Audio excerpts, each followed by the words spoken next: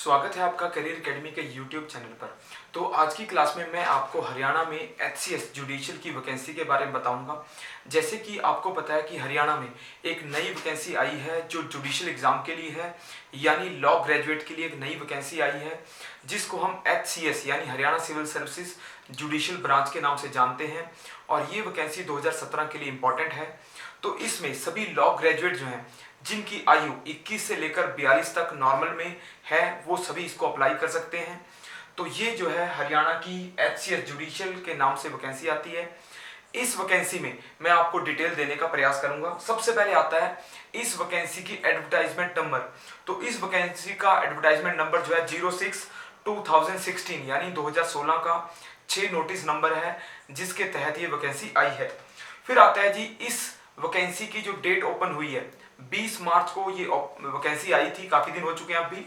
तो 20 मार्च से स्टार्ट हुआ है इसका और 24 अप्रैल इसकी लास्ट डेट है ऑनलाइन फॉर्म फिलिंग की, यानी 24 अप्रैल तक आप इसके एग्जाम को फिल कर सकते हो, ऑनलाइन फिल कर सकते हो। और 27 अप्रैल को इसकी आती है आपकी ऑनलाइन फीस फिलिंग की। तो फीस फिल करने के लिए 3 दिन एक्स्ट्रा दिए गए हैं। 27 अप्रैल आएगी और 24 आएगी आपकी ऑनलाइन फॉर्म भरने के लिए। तो इसमें ध्यान रखें, जल्दी से इसका फॉर्म भरें। फिर आता है जी इसमें टोटल वैकेंसी जो है, तो इसमें टोटल वैकेंसी आपकी 109 यानी 109 टोटल वैकेंसीज हैं, टोटल पोस्ट हैं। और ये जो है सबऑर्डिनेट कोर्ट्स में है, यानी हमारे हरियाणा में जो लॉ ब्रांच में है। तो जज की पोस्ट होती है, ये पे ग्रेड इसका काफी अच्छा माना जाता है।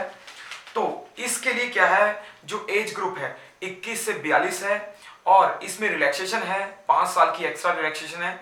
जो कैटेगरी से बिलोंग करते हैं उनके लिए 5 ईयर की रिलैक्सेशन रहेगी और मिनिमम एज इसमें रहेगी 21 साल। फिर आता है 109 पोस्टें जो है किस किस कैटेगरी में कितनी आती है वो डिफाइन कर देता हूँ। 49 आती है आपकी जनरल कैटेगरी में, एससी के लिए 14 आती हैं, जनरल में 49 है और एससी में 14। फिर आता है बीसीए में 8 वैकेंसीज हैं, बीसीबी में 5 वैकेंसीज हैं, इकोनॉमिकली बैकवर्ड में 8 वैकेंसीज हैं और एक्स सर्विसमैन ग्रुप के लिए 16 और पीएच ग्रुप के लिए आएंगी 09। तो टोटल 109 इसमें वैकेंसीज हैं। और इसमें मैं इसका एग्जाम फॉर्मेट आपको डिफाइन कर देता हूं। तो इसमें एग्जाम जो फॉर्मेट दिया गया है, पहले आता है प्री यानी प्रिलिमिनरी, तो प्री एग्जाम और फिर आएगा मेंस और थर्ड आएगा इंटरव्यू यानी इसमें वाइवा। तो 3 स्टेज में ये एग्जाम होगा, प्री, प्रिलिमिनरी, मेंस और इंटरव्यू। तीनों स्टेज काफी इंपॉर्टेंट रहती हैं। तो फर्स्ट स्टेज में 125 क्वेश्चन यानी फर्स्ट ऑब्जेक्टिव पेपर है आपका, मल्टीपल चॉइस क्वेश्चन होंगे इसमें। 125 क्वेश्चन आएंगे आपको और एक क्वेश्चन का वेटेज जो है 4 मार्क्स, यानी एक क्वेश्चन जो है वो 4 मार्क्स का आपका होगा, यानी एक क्वेश्चन की वैल्यू बहुत ज्यादा है। तो टोटल मार्क्स जो क्वेश्चन 125 थे, टोटल मार्क्स आएंगे आपके 500। तो टोटल मार्क्स आपके हो जाएंगे 500। तो 500 मार्क्स का आपका प्री एग्जाम होगा। इस एग्जाम में आपको जो करंट इवेंट हैं नेशनल इंटरनेशनल इंपॉर्टेंस के, इसके अलावा कॉन्स्टिट्यूशनल बैकग्राउंड का, लीगल इंडियन लीगल सिस्टम का, लीगल एप्टीट्यूड के काफी ज्यादा क्वेश्चन आएंगे और पॉलिटी। तो इसमें काफी ज्यादा वेटेज यानी 125 क्वेश्चन में से ज्यादातर वेटेज आपकी पॉलिटी, लॉ और जो हमारी कॉन्स्टिट्यूशनल बैकग्राउंड है, कॉन्स्टिट्यूशनल सिस्टम है हमारा, उसके क्वेश्चन ज्यादा होंगे। तो 125 क्वेश्चन में से 70 या 80 क्वेश्चन, इससे भी ज्यादा हो सकते हैं, इतने क्वेश्चन आपके लॉ रिगार्डिंग रहेंगे। तो इंपॉर्टेंट रहेगा आपको लॉ पढ़ना। और जीएस के भी काफी लगभग 20-25 क्वेश्चन आपके इसमें से जीएस यानी जनरल नॉलेज के भी रह सकते हैं। तो इसमें नेगेटिव मार्किंग जो आएगी आपकी, नेगेटिव मार्किंग 0.80 यानी नेगेटिव मार्किंग आपकी ज्यादा है 0.8, यानी एक क्वेश्चन अगर रॉन्ग होता है तो उसका डिडक्ट होगा 0.80। तो फिर आता है इसमें आपको मिनिमम 150 स्कोर करना पड़ेगा, यानी आपको अगर ये क्वालिफाई करना है तो जनरल कैटेगरी के लिए 150 मार्क्स आपको 500 में से जरूरी हैं। अगर आप रिजर्व कैटेगरी में आते हो तो 100 मार्क्स आपको, 100 मार्क्स आपको जरूरी होंगे। तो 150 जनरल के लिए और 100 आपके रिजर्व कैटेगरी के लिए। फिर आता है जी इसमें अगर आप मेंस क्वालिफाई करते हो तो 109 पोस्टों का 10 टाइम्स यानी मेंस के लिए 10 गुना स्टूडेंट को लिया जाता है मेंस के लिए। तो 109 पोस्टों का गुना 10 कर लो आप, तो 10 गुना बच्चे जो है मेंस के लिए अप्लाई करेंगे। मेंस का अलग से फॉर्म आएगा, अलग से फीस कटेगी उसकी, तो मेंस के लिए अप्लाई करना होगा। मेंस में आपके सब्जेक्ट जो है, इसमें 3 सब्जेक्ट आपके लॉ के होंगे, यानी 3 एग्जाम आपके लॉ एग्जाम होंगे, और हर एक एग्जाम आपका 200-200 मार्क्स का होगा। 600 मार्क्स का आपका टोटल होगा, वो 200-200 के आपके 3 पेपर होंगे।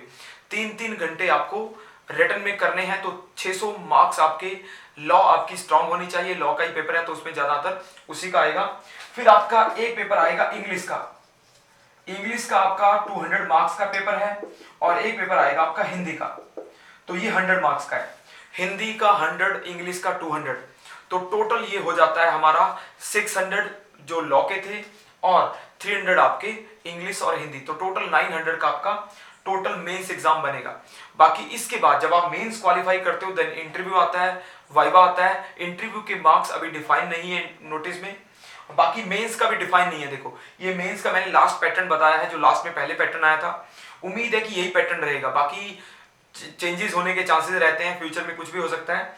तो लास्ट टाइम जो है 3 पेपर लॉ के थे, एक इंग्लिश का था, हिंदी का था, टोटल 5 पेपर थे।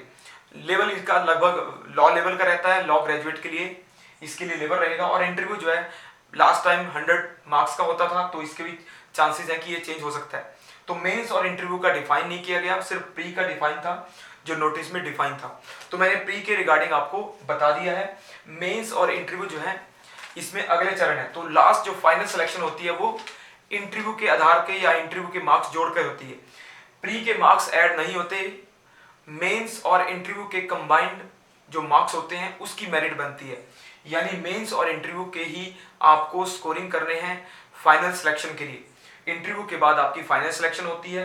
जैसे कि आपको पता है ये एग्जाम जो है HCS जुडिशियल का है, इसके बाद जो नेक्स्ट एग्जाम आएगा आपका वो आएगा HCS जो एग्जीक्यूटिव का, यानी जो नॉर्मल HCS है हरियाणा सिविल सर्विसेज में, जो SDM DSP आदि पोस्टों के लिए होता है, वो एग्जाम इसके बाद आने के चांसेस हैं। शायद इस साल में वो एग्जाम आ जाए, तो ये चांसेस हैं लॉ ग्रेजुएट के लिए। सिर्फ इसमें नॉर्मल ग्रेजुएट बच्चे इसको नहीं फिल कर सकते, तो लॉ ग्रेजुएट जो है वो इसको भरें और तैयारी करें।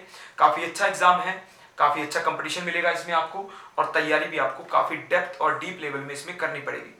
तो इसके बाद चांसेस हैं कि इस ईयर में आपका HCS का जो एग्जीक्यूटिव का है वो भी आ जाए, तो उसके लिए हम और आपको प्रिपरेशन कराने का प्रयास करेंगे। बाकी जो स्टूडेंट इस एग्जाम को भर सकते हैं वो भरें और इसकी तैयारी करनी स्टार्ट कर दें। तो ये लेक्चर मैंने सिर्फ जो HCS जुडिशियल के एग्जाम के बारे में बताने के लिए किया था। तो कैसा लगा लेक्चर, आपको लाइक करें, सब्सक्राइब करें, धन्यवाद।